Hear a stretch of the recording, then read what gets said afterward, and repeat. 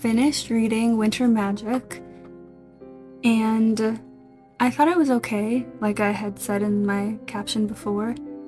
It's not my favorite thing I've ever read, but I did enjoy parts of it. Some of the stories I actually gave a 1 out of 5 stars, but there were a couple of standouts. For example, there's a story by somebody named Lauren St. John, I believe. It's about this girl who is on a ski trip with her classmates and she breaks her leg falling, and she's absolutely ecstatic because now she doesn't have to go skiing or interact with any of her classmates. She can just stay in her hotel room and read books because that's all she wants to do, which is very relatable. And the chaperone of the trip feels so guilty that all she can do is stay inside the hotel the whole time that she actually upgrades her room to this fancy suite with an insanely beautiful view of the mountains and the snow and the cold and the skiers and all that. And I was so jealous reading this. It's written really well, and so you really can feel the coldness of the location that she's in. And it's just such a fun story, and it's really wholesome too because she makes up friends with this random girl whose dad works at the hotel, and they become really close within only a week. I think it takes place over 1 week. They become really good friends. They think they're gonna solve a murder, but you know, it's a middle grade, so you know what you can really expect from that. But it was just so cute and wholesome. There was another story I really enjoyed in the book. I forget who wrote it. I don't have the book in front of me. But it's about a girl who's best friends with the princess of her land, and she gets kidnapped by elves because there's like an elf sickness going around. That one was really cute too. Overall, I gave this book a 3 out of 5 stars. And yeah, I did have a good time. I read the whole thing, but it did take a while, so...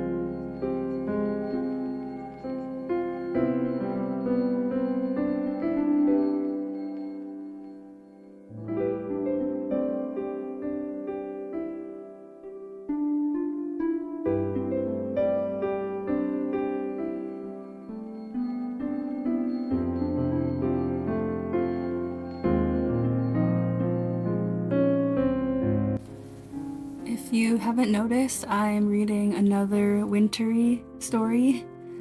I really love reading stories set in winter. I love when landscapes are freezing cold and there's snow on the ground and it's crunching beneath the characters' feet. It's my favorite thing in the world to read about. So I started The Bear and the Nightingale actually maybe a week before this. It's taken me quite some time to get through. However, I'm not necessarily complaining about that because this just feels like one of those books that you need to savor. You know, there's those books that you pick them up and you sit down and you realize 5 hours have gone by and now you've suddenly finished the book. This does not feel like that kind of book. Granted, there are some sort of twisty moments that make you want to keep reading, of course. I never felt like there was a lag any moment of this story, but I also stopped and put the book down several times because I felt like I needed to just take it all in, I guess. This is the third Katherine Arden book that I've read thus far, but the other two books of hers that I read were part of her middle grade series. The first one I think is called Empty Smiles, and the second one is called Dead Voices, if I'm remembering correctly. And there's two other books in that series. It's a thriller horror middle grade series, and I really love those books. Those books are really creepy and fun. The first one, you should read it in Halloween. Second one in winter. Third one, which I haven't read yet, in spring. And then the fourth one in summer. Like, they're set in different seasons, which I kind of like. I feel like she did that for us mood readers in the world. And I know they're middle grade, you know, they're for kids, but you get the point. I really love reading middle grade. This book, however, is Katherine Arden's adult... Is it her... I don't know if it's her first adult novel or what, but it is an adult novel. And it's a fantasy set in, I believe, Russia. Sort of wilderness area, a sort of wildernessy area. Wildernessy? I don't know if that's a word, but of Russia. And it follows this Russian family. And I have to be honest, while I'm sitting here trying to describe the book to you, I'm having a bit of a tough time because it's so full. And what I mean by that is, like, the plot feels like there's so many different aspects that are sort of ping-ponging around back and forth, that we're learning so much about every character and getting so much information and so much Russian folklore also, that it's hard for me to describe exactly what the book is about. But I can tell you about Vasya, who's the main character, and Vasya is a little bit different from her brothers and sisters and family.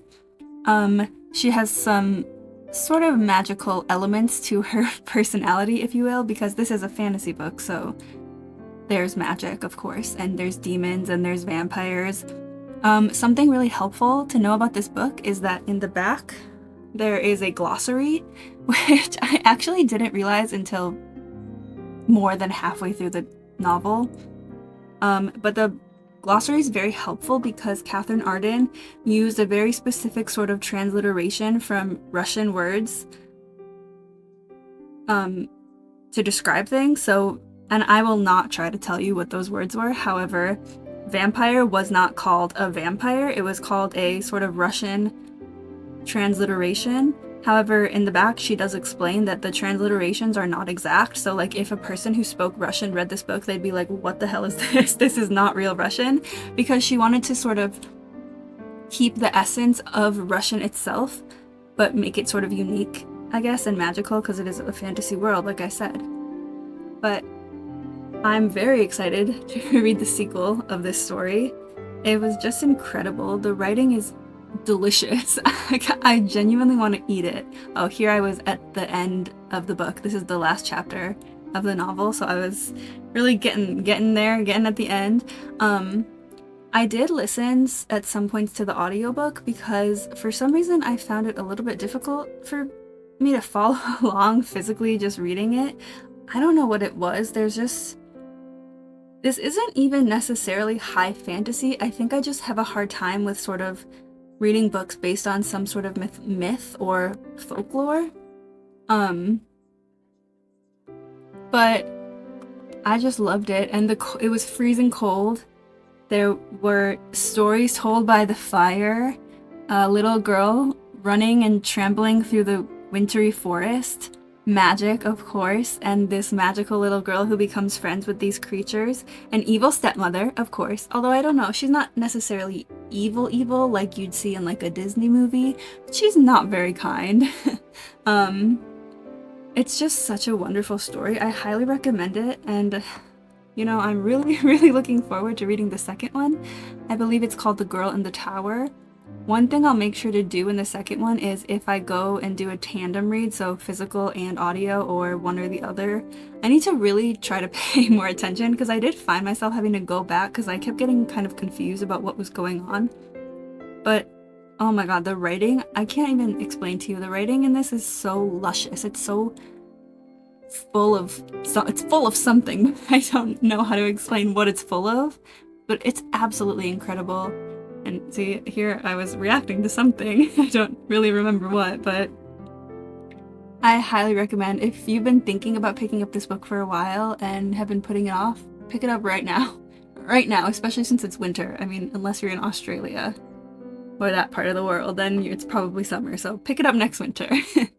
But it's a very, very good book, and I really love Katherine Arden. She's really working her way up into my top tier authors. I really, really love her work. She's just really talented, and this book is so completely different from the middle grade books of hers that I read. It's actually crazy to think about that, because the middle grade books, yes, they're middle grade and this is adult, but the middle grade books, I mean, they just have such a different vibe.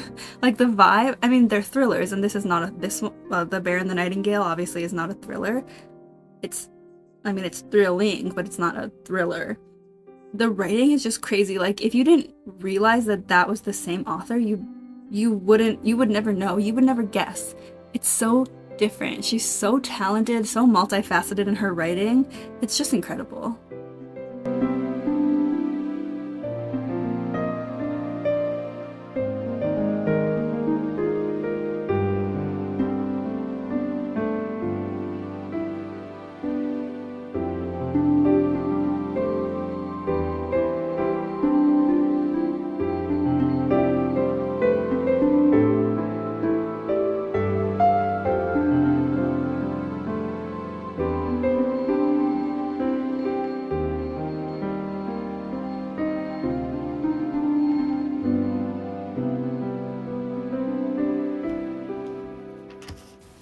Every single time I finish a book, I grab my reading journal. This is something that's actually crazy to me because back in maybe 2022, I tried to start a reading journal and I just never was able to keep up with it. I still was reading a ton and also tracking my reads on Goodreads. At the time, I was using Goodreads, not anymore, but back in end of 2023, I wanted to get real serious about keeping a reading journal, so I had like a practice one, and I kept up with it for about 3 months. And then after that, I got a new one for 2024, and I kept up with it literally every single day. There's some periods of time where I'll have sort of a backlog of books that I need to add to the journal, but overall, I've been so good about it, and I'm genuinely so proud of myself. I mean, I have ADHD, and so it kind of affects my productivity in a lot of ways. So it's kind of a big deal to me that I've kept up with it so consistently and so well. As you can see, I'm having to print out some book photos because occasionally I'll forget which ones I have or haven't printed out. That's really not that big a deal. And you may notice the paper is cut in half, and I want to promise you I never waste paper. I always utilize every single scrap of paper because if you just use half the paper, it's so wasteful. Just wanted to make that clear. But yeah, if anybody's ever interested in seeing my reading journal or my Hobonichi or any of my journals, because I do keep a couple different journals at a time. I'm a big journaler. I've been a journaler since I was in seventh grade. I've been journaling, but I didn't start art journaling until 2016-ish. And then reading journal, obviously, I started end of 2023. So yeah, that's my little journal update.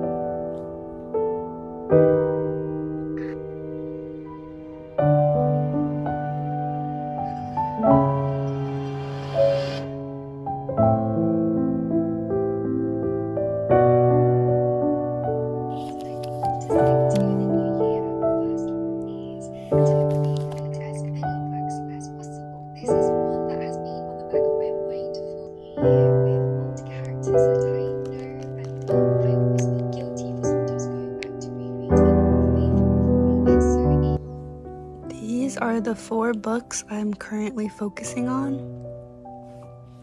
I'm reading The Magic Mountain for the Game of Tomes book club, hosted by Emmy Reads and Carolyn Marie Reads on YouTube/Fable. I started it yesterday. I'm on page 28. I tried to get the audiobook so that I could do like a tandem read, or I listen to it and read it at the same time. But for some reason, the only audiobook I could find from Hoopla, from the library app, was a completely different translation than this one, which is a little bit, it's not conducive to doing a tandem read. But what I've read so far is actually surprisingly intriguing. This book is about a man who goes from Germany to, I believe it's Switzerland. This is about a man who believes he's going to stay in a sanatorium for 3 weeks. It seems like he believes he's more of a visitor than a patient, and when he arrives, he sees that things are sort of not what they seem, and his cousin also is there, and his cousin had thought that he would only be there for a very short period of time, and it turns out he's already been there for many, many months and counting. And we know from the foreword of this book that Hans, the main character, is actually not going to be there for 3 weeks. He'll be there for 7 years. And so this is sort of the story of what happens when he goes into the sanatorium. And on the back, it says, oh yeah, it's in the Swiss Alps. And it's a community devoted exclusively to sickness. And Thomas Mann uses it as a microcosm for Europe, which in the years before 1914 was already exhibiting the first symptoms of its own terminal irrationality. So I'm looking forward to how he makes that connection by a sanatorium in the Swiss Alps. And from what I've heard, it's supposed to have really amazing, luscious descriptions of the snow and the cold and the mountains, because it is set in the Swiss Alps. And even in the first 20-something pages, I did get that, so I'm very excited to continue this. I'm also trying to get through Defiant, which is I believe it's the last book in the Skyward series, because at the very end it says end of the Skyward series. So I love this series. I read the first 3 books and the collection of novellas last year in 2024, and I loved every single one of them so much. But then I didn't pick this one up immediately after, I think maybe because the other ones are paperback and now this is a hardcover, and I'm not a super big fan of reading hardcovers. However, when I did pick this up in the beginning of this year, I'm not really as into it as I was into the first 4 books that I read from this series. Actually, I also read another novella. It was an ebook, but I can't remember what it was called. I think it's like a very, very prequel. But yeah, so I hope that I'll be able to continue focusing on this book, but I don't know, there's just something going on in here. Maybe it's like, I was so into the series when I read all 4 of these. I was so into the series when I first read it, and now I just kind of fell off of it. I don't really know for sure, but I guess we'll see what happens with this one. I'm reading Hamnet for Carolyn Marie Reads book club. What is it called? The Well-Read Book Club. This is the pick of January. I actually started Hamnet a long time ago, which is why I already have this one tab here. This is where I stopped, I guess. I don't know, I couldn't get into the writing style, I guess, but I did start this a couple days ago. I'm on, what page am I on? I'm on page 16. And the writing style is absolutely stunning. I think it's just something you have to be in a certain mood for. And Hamnet is about Shakespeare's son, who died very young. And so it's a sort of retelling, I guess, of his son. And Shakespeare's never mentioned by name, which I find really interesting. It's just Hamnet's dad. So Shakespeare's not really a character in this book. I mean, he is, but they don't call him William Shakespeare. They just call him Hamnet's dad, and I really like that. And then lastly, I've been reading The Nutcracker since before Christmas by E.T.A Hoffman. I'm not sure how I feel about it so far. This book is just very odd, and I'm having a hard time paying attention to it. I'm about 51% of the way through at the moment. I just want to finish it. I've never read the Nutcracker, but I've read a lot of Nutcracker retellings, specifically one of my favorite books of last year that I know everybody hates called Midnight in Everwood by M.A. Kuzniar, I believe. And I've really loved the Nutcracker retellings that I've read, but I never read the original, the Nutcracker, so I wanted to read it. But obviously I'm having a hard time getting through it because it's just so strange and I'm not really into the way it's written. Frankly, I'm 51% of the way through and I don't know what the hell's going on. But maybe I'll read, like, after I finish it, if I still don't understand, I'll read like a summary so that I can understand. Maybe I'll spark notes it. So yeah, these are the current books that I'm focusing on. I have a problem where I start so many books and then I'm reading like 20 books at a time and it's unmanageable. So this year I've tried to sort of keep it to 3 physical books and 1 ebook at a time. So hopefully that'll stick. I gotta be honest, it probably won't. Just because I'm such a mood reader that I'll start a book and I'll really love it and then suddenly I'll just be like, no, I can't do this anymore. I don't want to read this one anymore. So.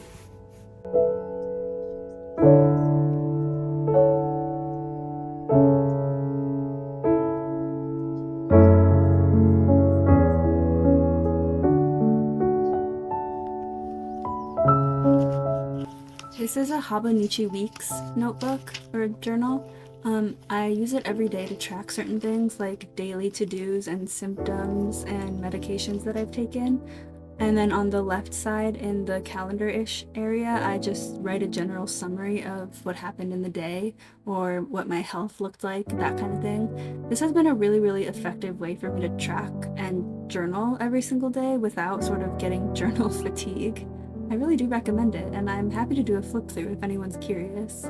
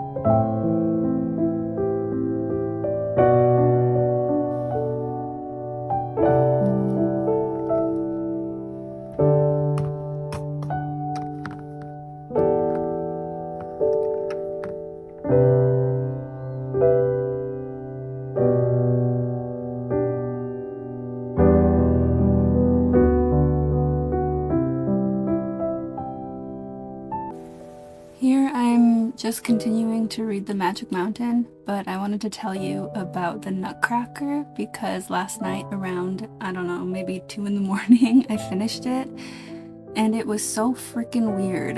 This book, I honestly can't imagine how somebody read this book and thought to themselves, you know what? This would make a really good ballet. I mean, To be honest, I don't know anything about dance or ballet. I'm not a dancer. I did tap dance and ballet when I was like 5, but other than that, I know absolutely nothing. So I don't know, maybe a person who knows about dance and ballet would read the book and think, oh wow, I understand why this goofy ass story is now a famous ballet performance. But I think I'm gonna just be sticking to my retellings of the Nutcracker rather than, well, I mean, I already finished the book, but it just maybe wasn't for me. It was just so silly goofy in like a way that was too silly goofy for me to fully enjoy. I'm usually a big fan of silly goofy, but in this case, I don't know. I felt kind of bamboozled. I was confused and I was lost, and the writing is really hard to follow. To be fair, I was also doing other things while reading, so like I had sound in the background, so a TV show or something, so that like if writing in a story is not contemporary and, you know, in like a classic, or if it's sort of weird, it has like a weird vibe, I guess. The way E.T.A Hoffman wrote this book is very strangely written compared to how authors write now. If a book is written in such a way and I have something in the background, it obviously will distract me.